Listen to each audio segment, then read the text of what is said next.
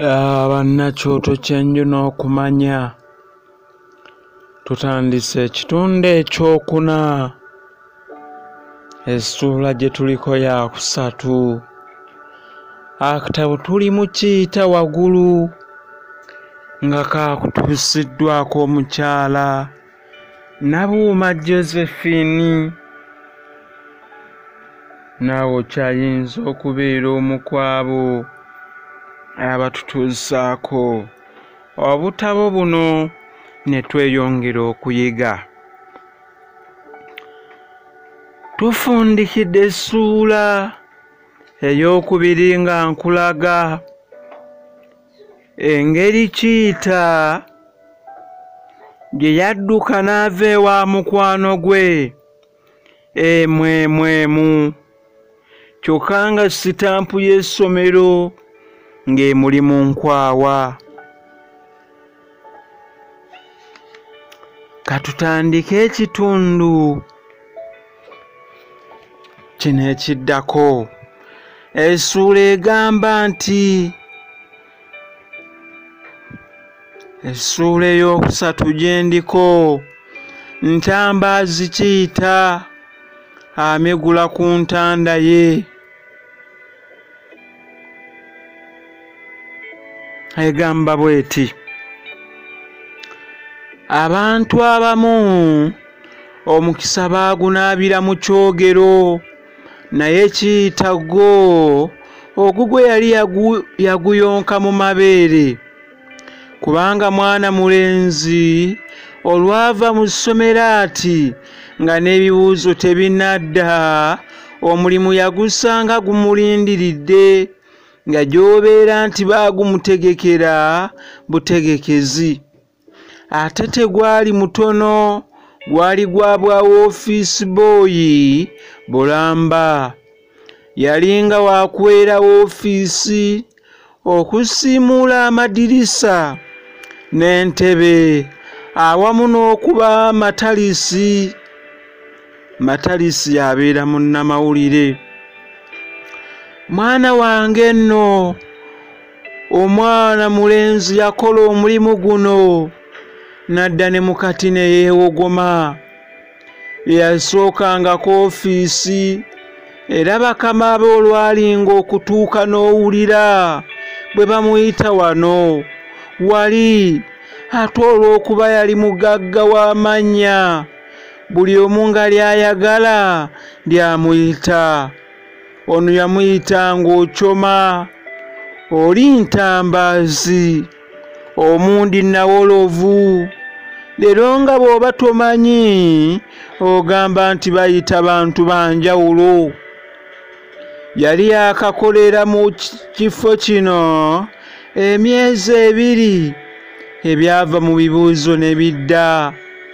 Okuva ku bbaluwa ezaali zivudde mu ssomero ezimwogerako ng'asaba omulimu lwe zaamwogerako ebirungi ebyereere, buli muntu yalowooza nti yali ayise bulungi era musajja watu mu butuufu.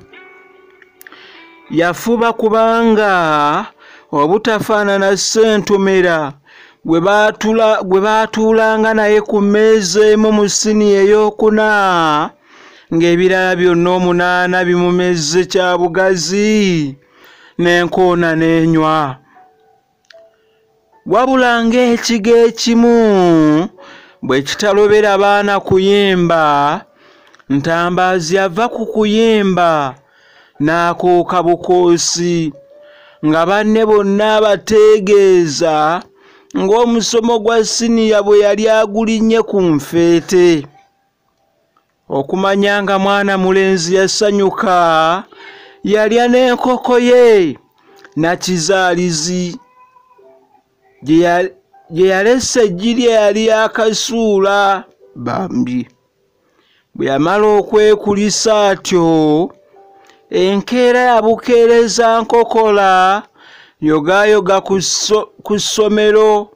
Eyo nno yasangayo omusigire w'omukulu w'essomero yamukulisa okumalako essomero. kyokka eno nga bw'amutunula mu mutwe Oluvannyuma omulenzi yasaba ebbaluwa eraga nga bwe yayita. Omukulu kwe kamutema nti yadde amabaluwa gaaliwo egali naye tegaaliko sitampu, nti era omukulu yennyini ye yali atereka sitampu eyo.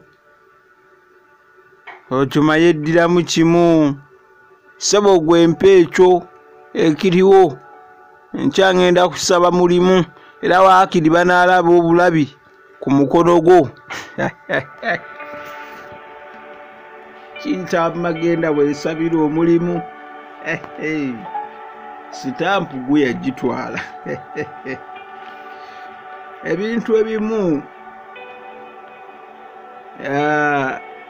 bassebo ne bannyabo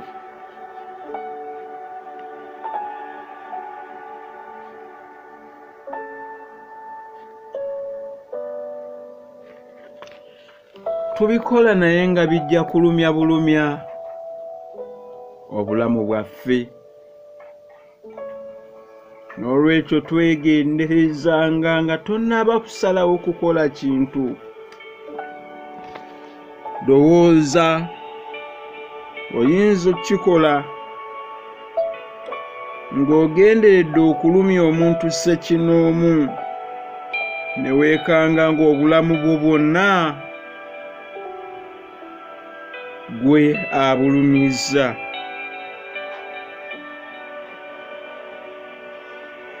Waliwo kafirimu akamu katunyumyemuko eyalinga babayita baani bano bafirimu sita, baamukwata ne bamutta naye yamutta n'amukanyuga waggulu ku mmotoka eyali etambula. Olw'okuba yali amaze ebbanga ng'atta abantu era ku mmotoka yamukanyugayo kagenderere afiire ddala. Olw'obusungu okumukanyuga ku mmotoka, abaali mu mmotoka mwalimu omukyala n'omwana, bonna baafiiramu. Omwami ono yagenda okwetegereza ng'emmotoka eyali epaakinze oba yali eyimiridde ebbali. Omwafiira omukyala n'omwana ye kwe yakanyuga ono omutemu, ng'ekituufu kiri nti yali mukyala we n'omwana we. Yali amanyi nti awangudde omulabe, ate yadda mu kukaaba maziga. Nga tonakola kintu sooka olowooze, kubanga oyinza okukikola nga gwe agenda okwereetera obulumi ate obutagambika.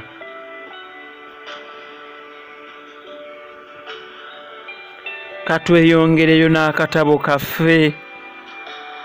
Nze Dokita Batindira Bamaga Kaddu Baligeyankoona. Ssebo gwe mpa ekekiriwo, enkya ngenda kusaba mulimu era waakiri banaalaba bulabi ku mukono gwo. Bwewaawo abakulu baalugera nti omusigira amala bitono, naye mbu nga tamanyi kukozesa buyinza bwe. Pannakyoto kyenju n'okumanya olugero lwe lugwayo. Musigira amala bitono nga tamanyi kukozesa buyinza bwe. Noono teyeekunya ng'akwanga Yusufu Okyomapuuli Ntambaazi Nawolovu kiyita baluwa ye, wabula nga munda bwe yeebuuza nti leero gino emyenda emyereere ne bwe kwandibaddeko sitampu n'ebbaluwa egasa ki? Kiyita olwagikwatako engalo yadduka zambwa ekiwumuluka.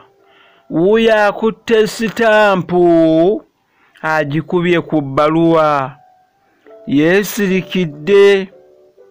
Eggulu eryo omulenzi omu ku mikwano gye bwe baasomanga gwe baayitanga aligaweesa yajja okumukyalira.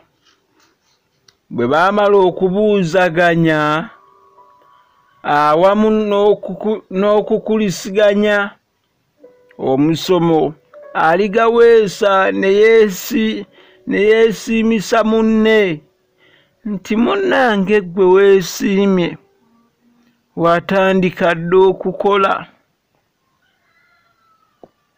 ate wuuno nze nkyambadde ŋŋenda mu Bamagadi kwegatta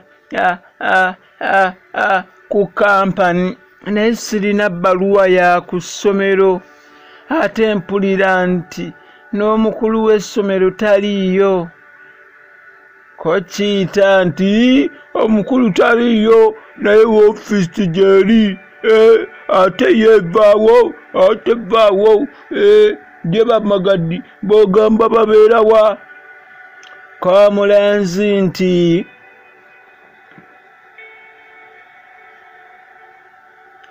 babeera mu tawuni ku luguudo oluyitibwa St. James, naye abantu bagamba nti balungi, wabula kyogamba kituufu, enkya nzija kukeera ku ssomero.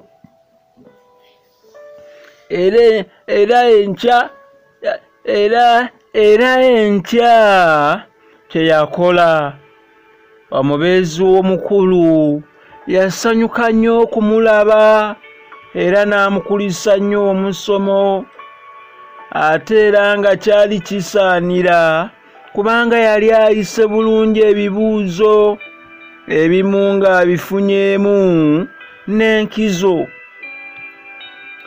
Era omusomesa omubeezi w'omukulu w'essomero yamuwa amagezi nti gwe teweetaaga bbaluwa, gwe teweetaaga na bbaluwa, mangu gano anti ojja kugenda kuhaaya, ate ekibi n'ebbaluwa tekuli na sitampu. Ko omulenzi nti ssebo taata yandaalikirawo nti sigenda kweyongerayo kuba talina ssente, ate waliwo omulimu gwe njagala okusaba leero. Omusomesa yasaalirwa nnyo, kyokka omulenzi n'amala gamuwa ebbaluwa ye yadde teyaliiko sitampu. Omulenzi naye olwakwata ku bbaluwa teyatuula okukkakkana nga yatuuse dda mu Bamagadi, yeeyanjula nga bw'ayagala omulimu. Nakigudde omuwala yali atudde ku tteepu awo yatandika okwewuunya nti bannange ebigambo bikirako eŋŋoma okulawa, abantu ani gyabatemezaako nti wano waaliwo ekifo, ono si waakubiri, soboleeta ku bbaluwa y'essomero tulabe. Omulenzi yaggyayo ebbaluwa, omuwala olwagitunuulira ne yeewuunya nti maama Katonda beeyawa obwongo beesiimye, nga wayita bulungi bulala, y'owandiisa ebbaluwa esaba. Ko omulenzi nti mbadde sinaba nnyabo.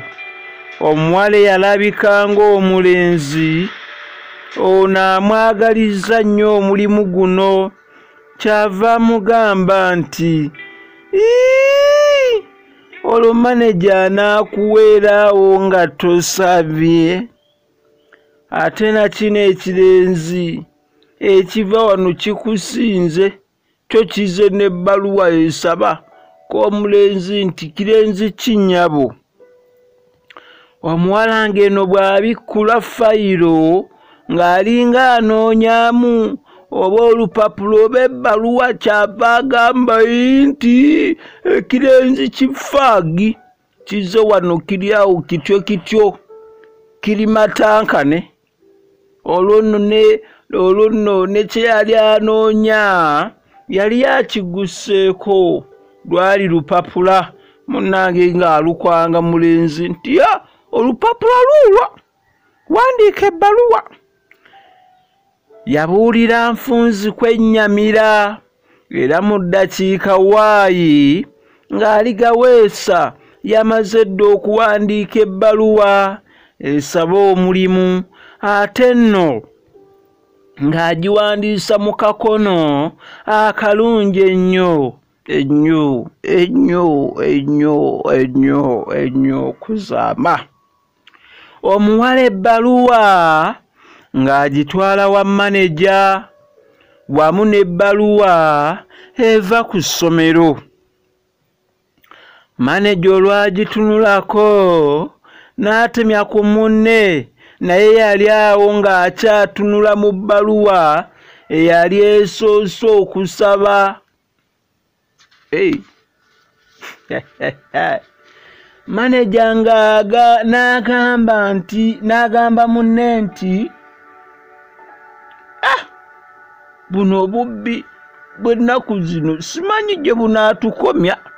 Kale laba ono omwana yeewadde obubonero buno bwonna ne ku bbaluwa y'essomero tekuli sitampu.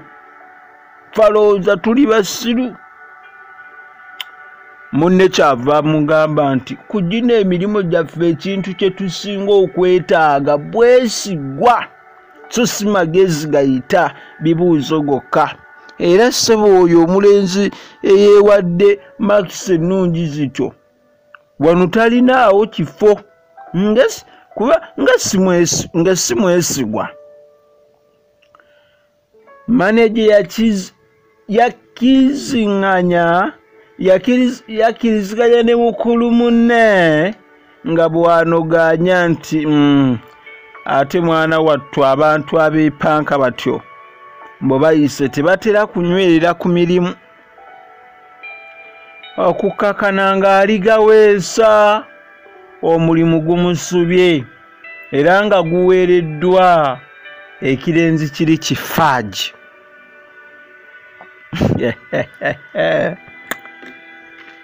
Ekyo nno kye bayita omukisa.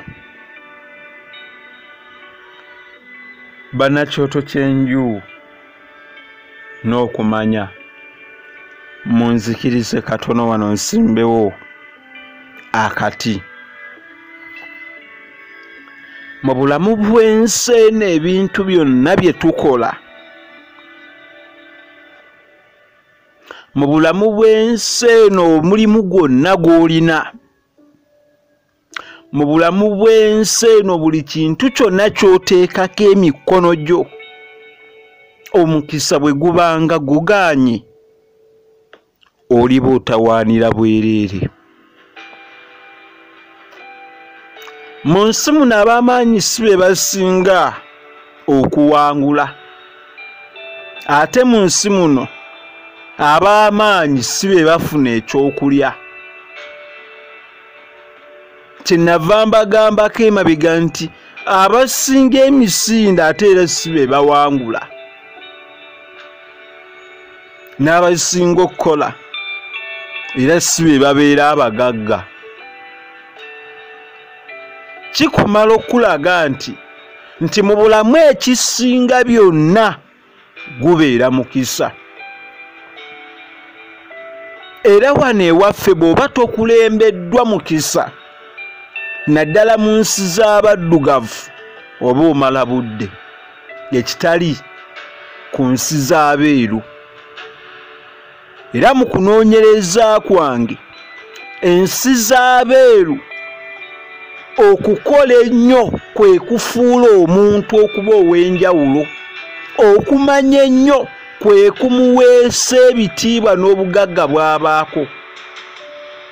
Y'ensonga lwaki osanga omwana w'Omungereza nga by'amanyi nga n'omuntu omukulu ali mu myaka 60 wano ewaffe tabimanyi.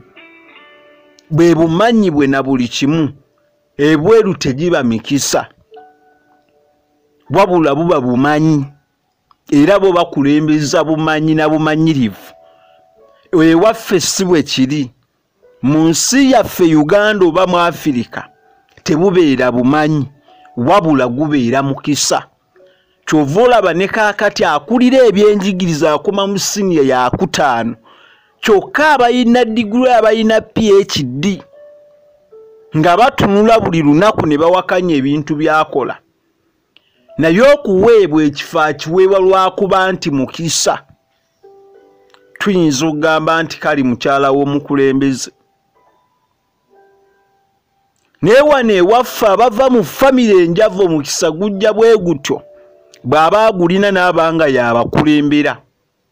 Era bannaffe olw'omukisa kyova olaba nti kati batukulembera.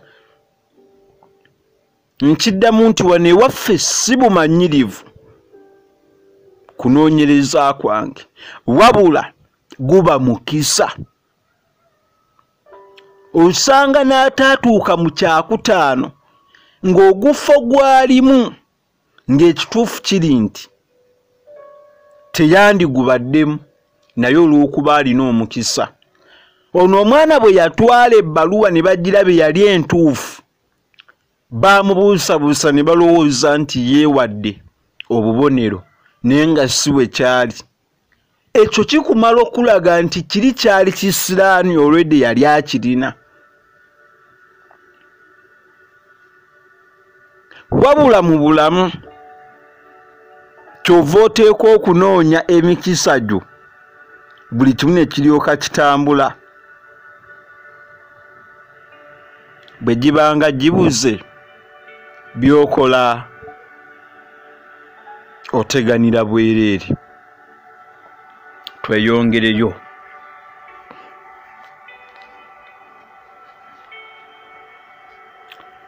Yusufu Ochoma Apuli Ntambazi Nawolovu Kiita yali muyizi tasubwa, era singa yali mu nsi y'abasibanswa wandigambye nti yali mukokota. Ate ekikulu ekyali ku ye nga tattanca n'alinza ggulo. Aha. Baba mukokota ye muntu atta ennyo enswa.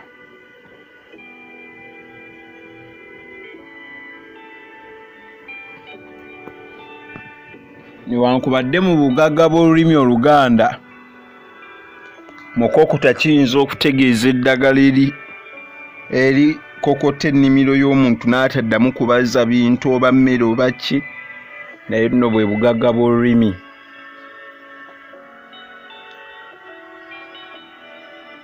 Ate ekikulu ekyali ku ye nga tatanca n'alinza ggulo, era luli munne olwamutegeeza ku mulimu gw'Abamagaddi mune kyazira kuvaawo ye ng'awandiika bbaluwa esaba, era enkeera ng'agitwalirawo, era bw'atyo n'omulimu n'agufuna.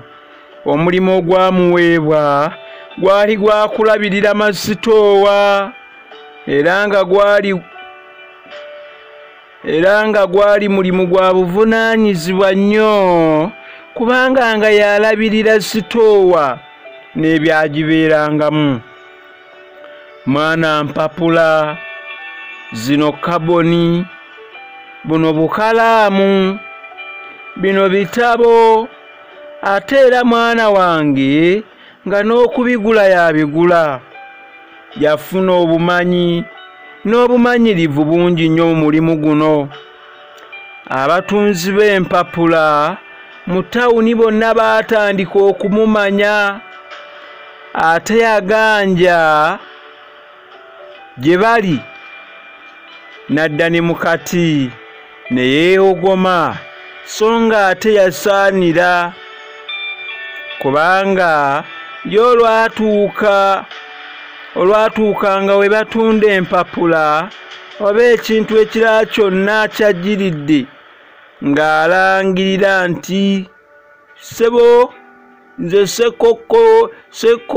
seekokoota jogera nzondekera 4 ku 100.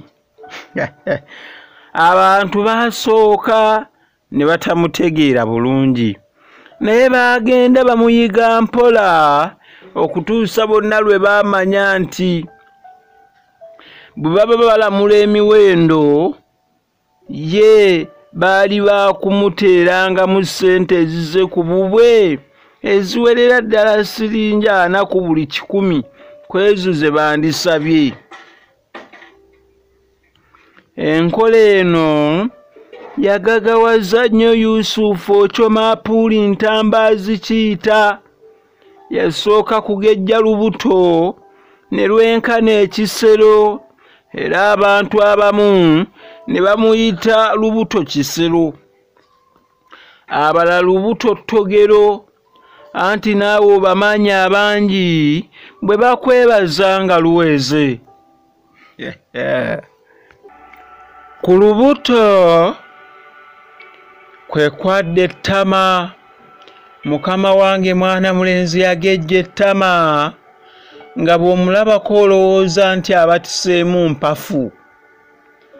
Ate n'alyoka anyirira ekyenyi ekyamasegga nga gy'obeera nti bakisiizeemu vaasiliini.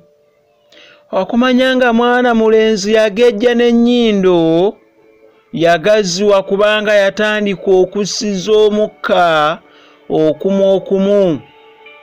Leero nno nga bw'atambulako n'olaba bw'awejjawejja ng'akaweewo. Mu kiseera kitono yagula n'emmotoka kapyata. Nno yennyini yali nkola ya kapyata. Nno yennyini yali nkola ya Odoge nga mpanvu eva kuno ne gye nava. Yalina amataala baaba nga gatemyanga ga muntu. Eŋŋombe yaayo nga bwe bagifuuwa ab'emitala be bagiwulira anti ng'enyanyaagiranga mulere.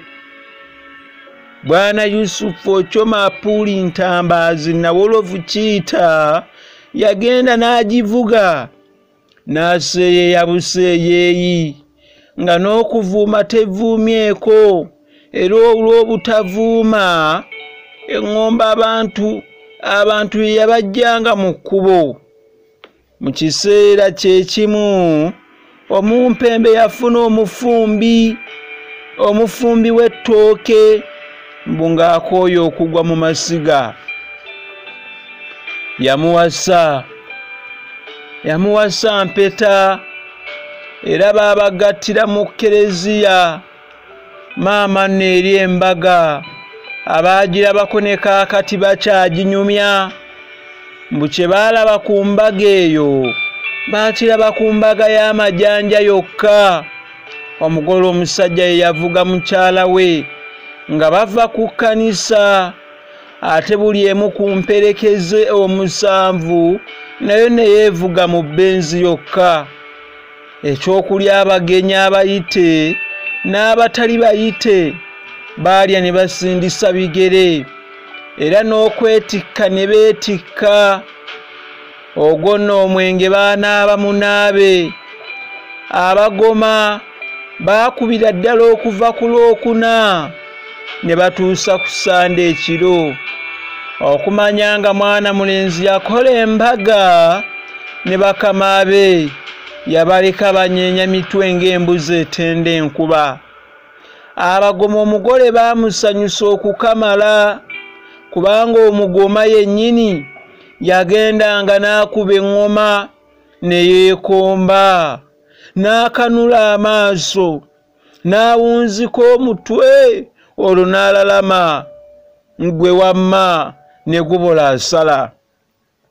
Omudingidi nno omudingidi nno naye n'agukumalako n'ebyewungula kubanga yagenda n'akindira ekkanzu ye ey'akazirungi kumpi katemambidde n'alyoka asuulako ekkooti kagongolo ng'eriko ebiraka ebyeru ku nkokola n'ateekamu endaabadde emmyufu n'engatto ku mutwe n'ateekako enkuufiira ey'omujunga. Awo n'akwata endingidi ye n'agaaga naawe wamma n'olaba ejjano. Bwe yatandika okulya mu ndaggo, mukwano gwange nga naawe ekinyegenyege tekirema butakukwata. Bwe yalinga ayimba, emisuwa n'ebica ne bimwereega mu bulago n'ateekamu ebisoko ate n'ayimbisa eggono. Leero ne gubula asala kanzije n'ekitundu ekiddako.